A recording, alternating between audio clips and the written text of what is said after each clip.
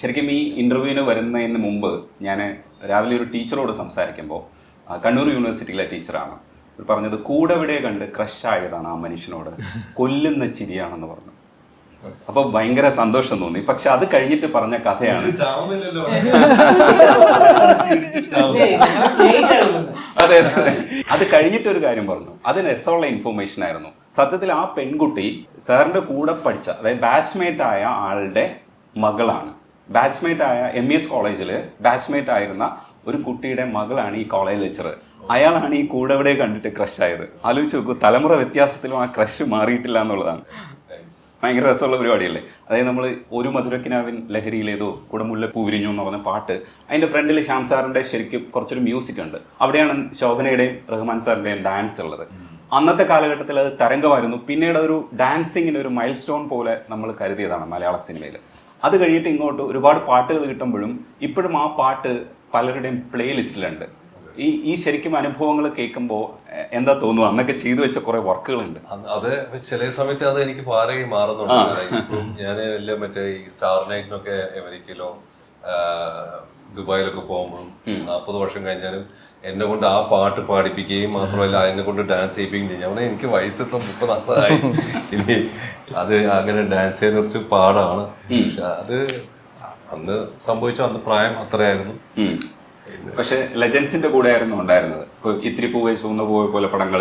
എനിക്ക് രസകരമായി ഇന്നത്തെ കാലഘട്ടത്തിൽ പ്ലേസ് ചെയ്യാൻ പറ്റുന്ന വേറൊരു പടം ഉണ്ടായിരുന്നു, പപ്പൻ പ്രിയപ്പെട്ട പപ്പൻ. അത് പുതിയ തോട്ടാണ്, സിദ്ദിഖ് ലാലിന്റെ ഒരു നല്ല ഫസ്റ്റ്.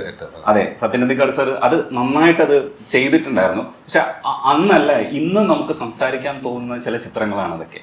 ഇടയ്ക്കൊക്കെ റീവിസിറ്റ് ചെയ്യുമോ ഈ പടങ്ങളൊക്കെ? ചില സിനിമകള് എൻ്റെ രണ്ടാം മോള് ഇതൊന്നും കണ്ടിട്ടില്ലല്ലോ, സെക്കൻഡ് ഡോട്ടർ. അപ്പോൾ അത് ഇങ്ങനെ ഇടയ്ക്കിടയ്ക്ക് അവളുടെ ഒരു ഫ്രീ ടൈമിൽ TV-യിൽ ഞാൻ ഈ പടം എവിടെയെങ്കിലൊക്കെ ഒപ്പിച്ച് അത് ഇട്ടോളും കാണാൻ വേണ്ടി. അങ്ങനെ ചെയ്യാറ്. അങ്ങനെ വന്ന 1-2 സിനിമകളാണ് ഇതൊക്കെ. ചിലമ്പില് ഭരതൻ സാറ് തന്നെ എഴുതിയ താരും തളിരും മിഴിപൂട്ടി, ഔസേപ്പച്ചൻ സാറിന്റെയാണ്. അത് ഞങ്ങൾ ഇപ്പോഴും പാടുന്ന ആവർത്തിക്കുന്ന പാട്ടുകളോ ഇല്ലെങ്കിൽ നമ്മുടെ എല്ലാ ഷോസിലും ഉൾപ്പെടുത്തുന്ന ഒരു പാട്ടാണ്. അതില് ഭയങ്കര രസമുള്ള തന്നാരം പാടുന്ന സന്ധ്യയ്ക്ക് ഞാനൊരു പട്ടുഞ്ഞോറിയിട്ട കോമരമായി തുള്ളിയുറഞ്ഞു ഞാൻ തനന തനന തനന കാവാകെ തീണ്ടുമ്പോൾ തുള്ളിയുറഞ്ഞു ഞാൻ കാവാകെ തീണ്ടുമ്പോൾ മഞ്ഞ പ്രസാദത്തിലാറാട്ട്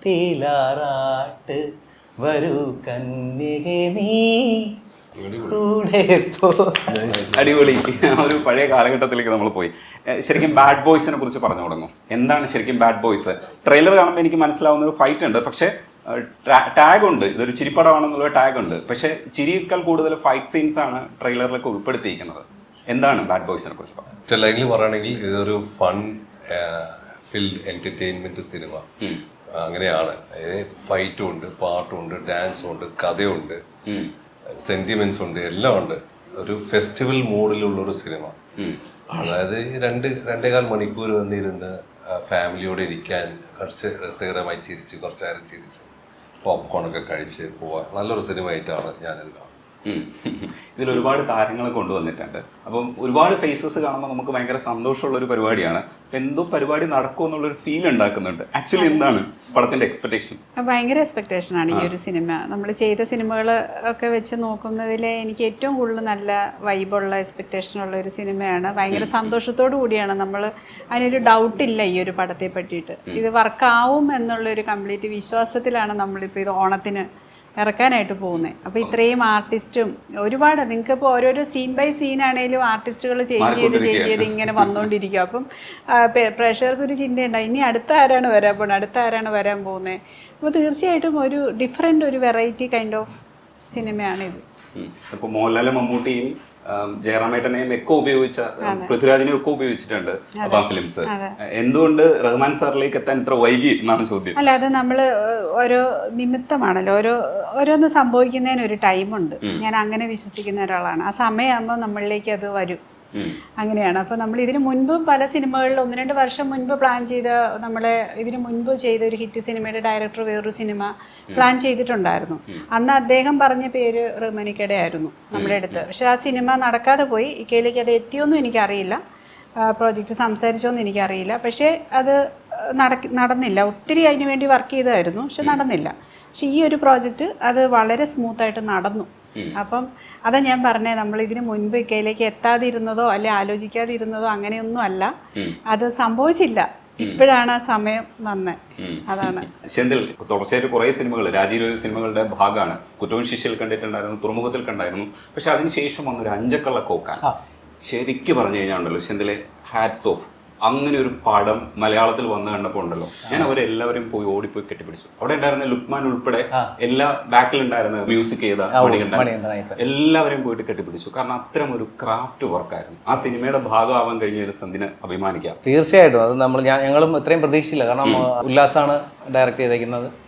ഒരു എൻ്റെ ക്യാരക്ടർ കൊള്ളിയാനെന്ന് പറയുന്ന ക്യാരക്ടർ, അതിൻ്റെ 2 ക്യാരക്ടേഴ്സ്, ഗില്ലാപ്പികൾ എന്ന് പറഞ്ഞ ക്യാരക്ടേഴ്സ്, എല്ലാം ആൾക്കാർ എവിടെ പോയാലും, ചില പടങ്ങളിൽ നമ്മൾ ഒരുപാട് വലിയ കഥാപാത്രം ചെയ്യണമെന്നില്ല, ചെറിയൊരു ക്യാരക്ടർ ചെയ്താൽ മതി. അത് പക്ഷെ നമുക്ക് ഭയങ്കര എല്ലാവരുടെയും മനസ്സിൽ നിൽക്കുന്ന അത്തരത്തിലൊരു കഥാപാത്രമാണ് അഞ്ചക്കള്ള കോക്കാനിലെ കൊള്ളിയാൻ എന്ന് പറയുന്ന കാര്യം. അതിന്റെ വർക്ക് എങ്ങനെ ഉണ്ടായിരുന്നു? കാരണം എന്താ വെച്ചാൽ അത് എഡിറ്റിംഗ് ടേബിളിൽ എനിക്ക് തോന്നുന്നു അസാധ്യമായി പണിയെടുത്തിട്ടുണ്ട്. ഞാൻ ചോദിച്ചിട്ടുണ്ടായിരുന്നു, എഡിറ്ററോടും ചോദിച്ചു, മണികണ്ഠനോടും ചോദിച്ചു, ഇത് നിങ്ങൾ ഒരു 50 പ്രാവശ്യം പൊളിച്ച് പണിഞ്ഞിട്ടില്ലേ എന്ന് ചോദിച്ചു.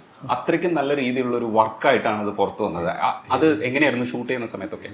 ഷൂട്ട് അത് ഒറ്റ ലൊക്കേഷനിൽ തന്നെയാണ് അതിന്റെ പരിപാടി കംപ്ലീറ്റ്, ഇടുക്കിയിൽ. അതിന് ഉല്ലാസിന് അതിനെക്കുറിച്ച് വ്യക്തമായിട്ടുള്ള ധാരണ ഉണ്ടായിരുന്നു. പിന്നെ അതിന്റെ ക്യാമറാമാൻ അരുൺ അർമു എന്ന് പറയുന്ന, ഇവരെല്ലാം പുതിയ ആൾക്കാരാണല്ലോ, ഇവർക്ക് ഭയങ്കരമായിട്ടുള്ള ഐഡിയ ആണ്. അപ്പോൾ അവർക്ക് വ്യക്തമായ ധാരണ ഉണ്ടായിരുന്നു ഓരോ ക്യാരക്ടറിനെ കുറിച്ചും എല്ലാം. നമ്മൾ എൻ്റെ സീക്വൻസ് കൂടുതൽ ഫൈറ്റാണ് കൂടുതലും. ഒരു നമ്മുടെ പോലീസ് സ്റ്റേഷനകത്ത് കുറേ ദിവസം ഫൈറ്റ് ചെയ്യേണ്ടി വന്നു. അത് ഇച്ചിരി മാരക ഫൈറ്റൊക്കെ ആയിരുന്നു.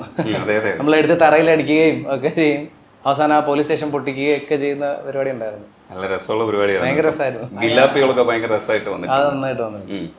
ആൻസൺ ശരിക്കും സുദീപ് ആത്മീയത്തിലാണ് ആദ്യം നോട്ട് ചെയ്യുന്നത്. പക്ഷേ ആടിലെ ക്യാരക്ടർ ഉണ്ടല്ലോ, അണലി സാബു, എല്ലാവർക്കും പേരുണ്ടായിരുന്നു, മ്യൂസിക്കും ഉണ്ടായിരുന്നു.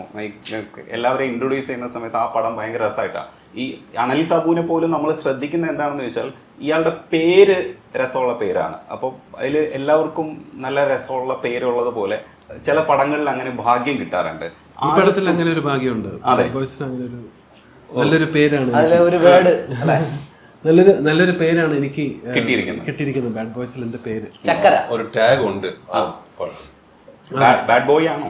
ബാഡ് ബോയ് ആണ്, ചക്കര എന്നാണ് പുള്ളിയുടെ ക്യാരക്ടറിന്റെ പേര്. പക്ഷെ പുള്ളിക്ക് വേറൊരു വിശേഷണം കൂടി ഉണ്ട്, അത് നമ്മൾ പടം ഇറങ്ങുമ്പോഴേ അത് പറയാൻ പറ്റത്തുള്ളൂ. ഓരോ ക്യാരക്ടർക്കും അതിനായിട്ടുള്ള ഒരു ഇമ്പോർട്ടൻസ് ഉണ്ട്. ഇതൊരു ഷെയ്ഡ് കറക്റ്റ് ആയിട്ട് പുറത്ത് വിടാത്തതായിരിക്കും അല്ലേ? ഒരു എല്ലാ സിനിമയ്ക്കും അങ്ങനെയാണല്ലോ.